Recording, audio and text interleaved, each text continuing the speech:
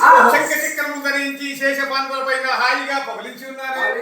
రంభాపురు శ్రీమేనకాంతలు గరుడకాంతలు గంధర్వకాంతలు శేతగీతలు హోతముని వరుడును తొంబరుడు నారదుడు మార్కండేయుడు వశిష్ఠుడు విశ్వామిత్రుడు మహర్షి శుక్రాచార్యుడు బృహస్పతి ఋషాదిగణమంతా ఆడుసు పాడుసు ఆనందపడుతున్నారు.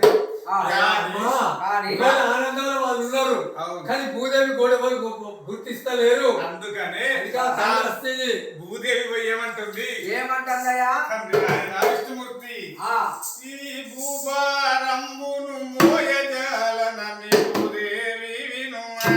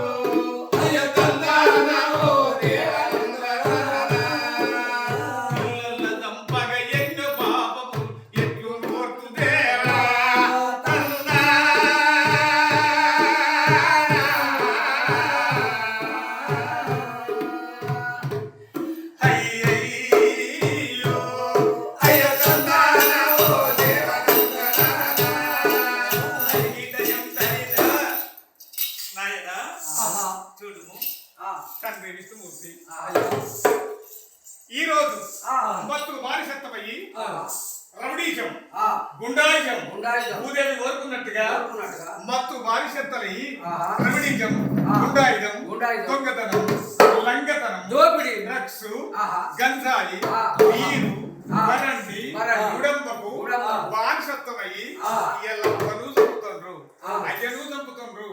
అవునా? హత్యలు ఆత్మహత్యలు వ్యభిచారాలు హత్యలు చేసుడు బల్లి యాక్సిడెంట్లు బస్సులు బైకులు బండ్లు ఆటోలు ఈ రోజు రోడ్ ఎక్కుత భయం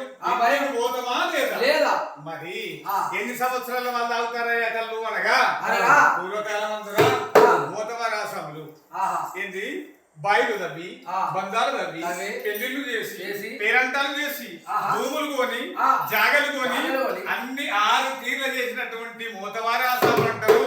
వాళ్ళు కాయగస్తం చేసి ప్రశాంతంగా తాగేది కానీ ఇప్పుడు అంటారు 12 ఏళ్ళ నుంచి మొదలుకుంటే 20 ఏళ్ళోడు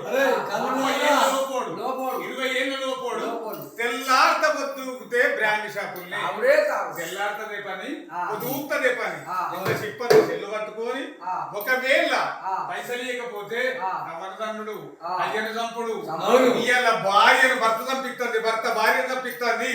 వాళ్ళు అన్నటువంటి పిల్లలు వాళ్ళే చంపుకుంటారు. ఆ రోజు భూదేవితో కోరుకున్నదో ఇప్పుడు అదే జరుగుతున్నదా లేదా? అవుతాలే అలాగే జరుగుతుంది, అదే నిజం జరుగుతుంది. అవును. అందుకని ఇలాంటి తాగుడు మానసత్వమైన వాడు ఇవాళ పెళ్లి చేస్తే పిల్లలే చేస్తాడు, అవ్వకేం పువ్వు పెడతాడు, అయ్యకేం పువ్వు పెడతాడు. వాళ్ళ బతుకులు కన్నల్లటువంటి బతుకులు అన్నమో రామచంద్ర అన్ని ఉండి కూడా లేని సంబంధం ఈ రోజు ఆ విధంగా ప్రవర్తిస్తున్నారు లోకములా. అది కలిమాయ తల్లి, అవునా కదా?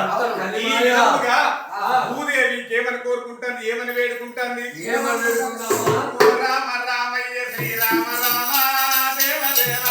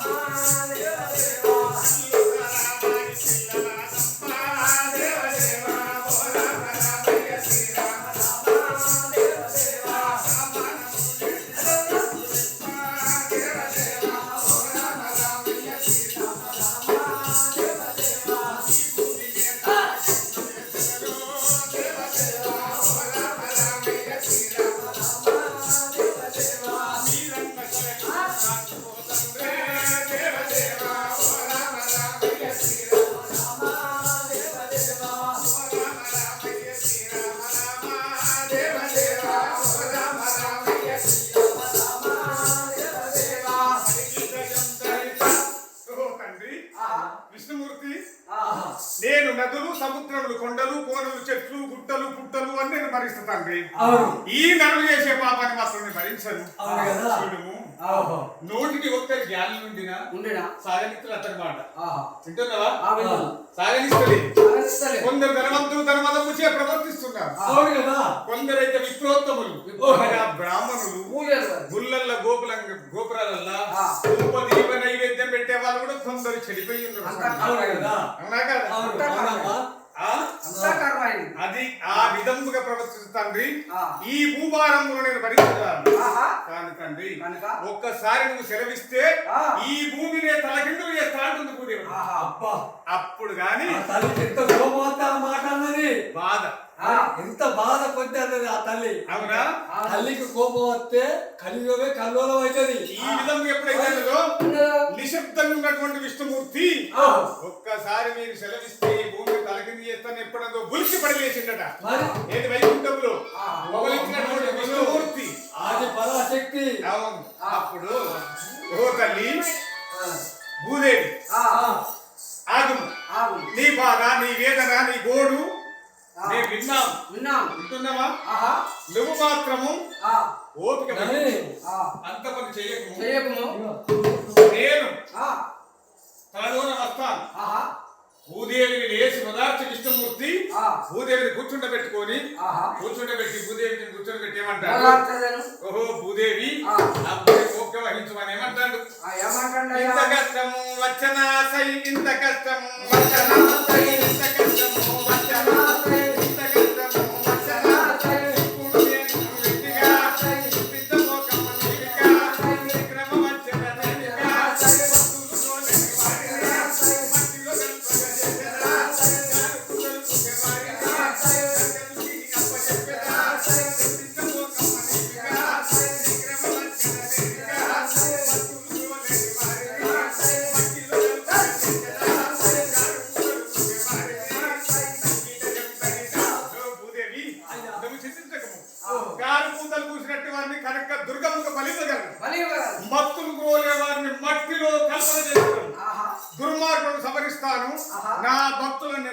కాపాడుకుంటాం. మేము పోయి నీ స్థలంగా హాయిగా ఉండము. ఉండము. అప్పుడు భూదేవిని ఓదార్చి ఆ విష్ణుమూర్తి ఏమంటాడు? ఏమంటున్నాడా? ఈశ్వర, ఆ పరమేశ్వర, పరమేశ్వర నందివాహన, నాగభూషణ, అవును కదా. కర్లకంఠ, గౌరి మనోహర, ఓహో. విన్నారు కదా ఇప్పుడు? ఆ విన్నారు కదా ఇప్పుడు? ఆ భూదేవి ముర విన్నారు కదా తండ్రి? విన్నాం. ఓ సృష్టికర్త బ్రహ్మదేవ బ్రహ్మదేవ విన్నారు కదా భూదేవి ముర? మొరా ఎవరి కొరకు? ప్రజలకు జ్ఞానస్తుల కొరకు, జ్ఞానస్తులు ధర్మాత్మల కొరకు, ధర్మాత్మలు భక్తుల కొరకు. ఆ న్యాయం అన్నిటికీ పెరిగింది. అన్యాయానికి న్యాయం అంట కడుతున్నారు. అవును. న్యాయానికి అన్యాయం అంట కడుతున్నారు. ఎర్రవుతున్నారు తండ్రి. అవును కదా. అప్పుడు ఏమంటాడు ఈశ్వరుడు? ఏమంటున్నాడు? ఈశ్వర ఒక మాట వినుమా మరి పని. ఈశ్వర ఒక మాట వినుమా మరి పని. ఈశ్వర ఒక మాట వినుమా మరి పని. రూపము నా ప్రేమమునా మరి పని. దివ్య సింగులు రాజున్నా మరి పని. దివ్య సింగులు రాజున్నా మరి పని. కనిపించవలెనో ఇమ్మా మరి పని. ఆనంద యోగి పరిసుమ్మా మరి పని. కేవల రాజ్యము ఉమ్మా మరి పని. ఎందుక రాజ్యము ఉమ్మా మరి పని. మధ్య రోజుల్లో మళ్ళీ కలిసేదాము మన్మథ రాజ్యము మరి ఏరుదామా. ఓ గంగాధరుడా, ఓ గౌరీనాథుడా, లేవయ్య లేదురావయ్యా. మరి పని ఏవయ్య పలకవని ఏమయ్యా. తరిగిట గంతరిత. ఈశ్వర, నీవు వెంబడే ఆ దేవరూపం విడిచి నరరూపం ఎత్తి కట్టి దక్షిణ దిశగనగా ఆ కాశీ నగరం లోపల ఆహా. విజయశివుడు అనే రాజు కలడు. ఆ పుణ్యాత్ముడు, సత్యవంతుడు. సత్యవంతుడు. అతనికి సంతాన ఫలం తండ్రి. ఆ నువ్వు అతనికి జన్మించుము. ఆహా. నీ పేరు ఆనంద యోగి అని పేరు పెట్టగలరు. పెట్టగలరు. ధర్మ పరిపాలన చేయము. చెయ్యము. రాజాది రాజు అవుతావు. ఆహా. యుగవేద శ్రవణ చేస్తావు. ఆ దుర్మార్గం సంహరించము. ఆహా. భక్తులను కాపాడుము. కాపాడుము. సత్య రాజ్యం పరిపాలించుము తండ్రి అని ఈశ్వరుణ్ణి అనగా ఆహా. ఏమంటారు తండ్రి అంటారు ఏమంటున్నాయా? విష్ణుమూర్తి. విష్ణుమూర్తి, నీ మాటకు నేను ఆశ్రయిస్తా. ఆ వెంబడే దేవరూపం ముడిసి నరరూపం ఇస్తా అని ఆ. అప్పుడు శంకరుని ఒప్పించిండట విష్ణుమూర్తి. విష్ణుమూర్తి ఓహో. అవునా? శంకరుణ్ణి ఇక్కడ కూర్చుండ పెట్టుకొని ఏమన్నాడు? మన సృష్టికర్త బ్రహ్మదేవ ఆ రాత రాసిన వాణి నీవి, ఆ. గీత గీసే వాణి నువ్వే, నువ్వే. జీవులు 84 లక్షలు చావు పుట్టుకల కారకుడు నువ్వే. నువ్వే. ఏ జీవికి ఆయుష్ ఉందో అప్పుడు ఆకు దింపేవారు నువ్వే తండ్రి. అంతే. భూదేవి మాట మీరు కూడా విన్నారు కదా. ఆ. అప్పుడు బ్రహ్మదేవుడు కూర్చుండ పెట్టుకొని ఏమంటున్నాడు విష్ణుమూర్తి? ఏమన్నాడయ్యా?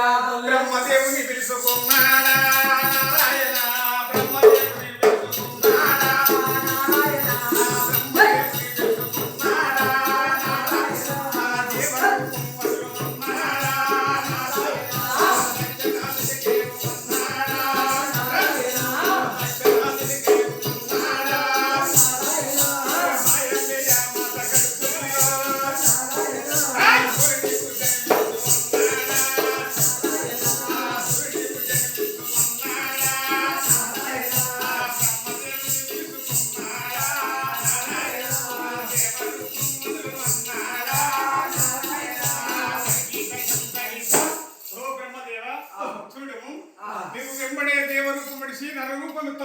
ఆహా. దక్షిణ దిశలో మాతగలదు. ఆహా. మాతనగా విశ్వబ్రాహ్మణ భక్తురాలు, ఆహా. సత్యవంతురాలు, సత్యవంతురాలు. పుణ్యాత్మురాలు. ఆ.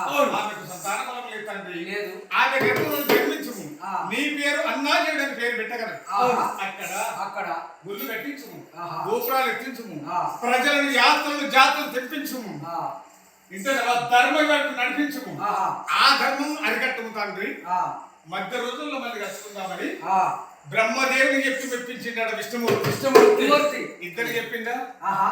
మరి విష్ణుమూర్తి ఏమని చెప్తాడు? ఎక్కడ ఏమని చెప్తాడు?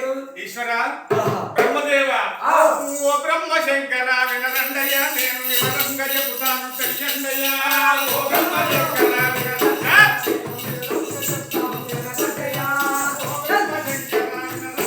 ఆ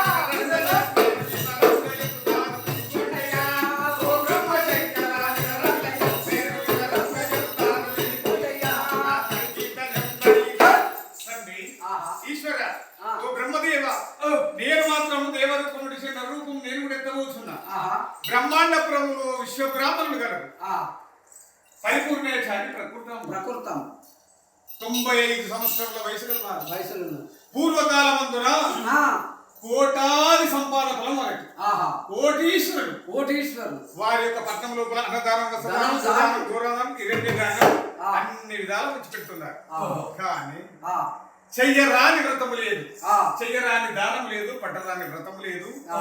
తిరగరాని యాత్ర లేదు ఆ. కానీ వారికి ఆ భగవంతుడు సంతానం ఇవ్వలేదు లేదు అందుకని వారి గర్భంలో నేను జన్మిస్తాను ఆ. నేను జన్మించిన అనుక్షణముల లోపల తల్లిదండ్రులు చనిపోయేదారు ఆ, చనిపోతారు అని దేవుడైతే చెప్పిన విష్ణుమూర్తి విష్ణుమూర్తి చెప్పినా ఈ విధముగా ఆ.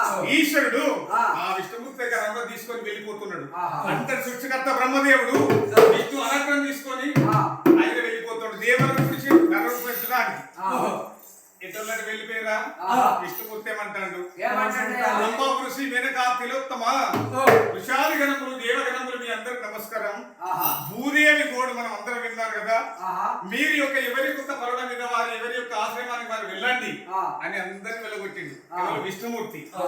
ఈ దేవరూపం విడిచి నరరూపం ఎత్తానని ఎప్పుడైతే అన్నాడో ఆ. వెంబడే వైకుంఠంలో ఉన్న లక్ష్మీదేవి తెలిసిందట ఈ మాట ఈ మాట అప్పుడు వెంబడే గిరిగిలు ఉరికొచ్చి ఆ, విష్ణుమూర్తి పాదాల మీద చేసి చేసి అప్పుడు లక్ష్మీదేవి ఏం కోరుకుంటుందట ఏమంటాడు? వందనమయ్యో ప్రాణనాథుడా, తందానో తందాన, వందనమయ్యో ప్రాణనాథుడా, తందానో తందాన, నన్ను విడిచిన జన్మమెత్తుగా, నన్ను విడిచిన జన్మమెత్తుగా, న్యాయముగా దుర్నందదిగోనా, ఒంటరిగా నేనింటిలో ఉన్నా, వెన్ను ఏగినా నేను వచ్చెదా, వెన్ను ఏగినా నేను వచ్చెదా, కరిగిన జంతరిన. అప్పుడు లక్ష్మీదేవి అంటుందట, ఏమంటుందయా? నాదా ఆహా, నీవు దేవరూపం విడిచి మర్య రూపం ఎత్తనంటున్నావు ఆహా. కానీ ఆ, నిన్ను వదిలి ఒక క్షణం ఒక గడియ కూడా నేను ఇంటి లోపల ఉండా ఉండా. నువ్వు లేని వైకుంఠం నాకెందుకు నాకెందుకు? తండ్రి నువ్వెందువేరా నీ వెన్నుప నేను వస్తా నాకు ఏదన్నా దారి చూపమని వేడుకుంటుందట వేడుకున్నది. వైకుంఠం లోపల లక్ష్మీదేవి అవును కదా అమ్మా సత్యం దగ్గర సత్యం ఉంటది అవును అవును కదా మరి పట్టు లేని కాదు సత్యం ఎక్కడ ఉంటది ఉంటది కదా. అవును కదా అందుకే ఆ తల్లి నిలబెట్టుకున్నది. నీకు దారి చూపనన్న విష్ణుమూర్తి లక్ష్మీదేవితో ఏమంటున్నాడు ఏమంటున్నాడు?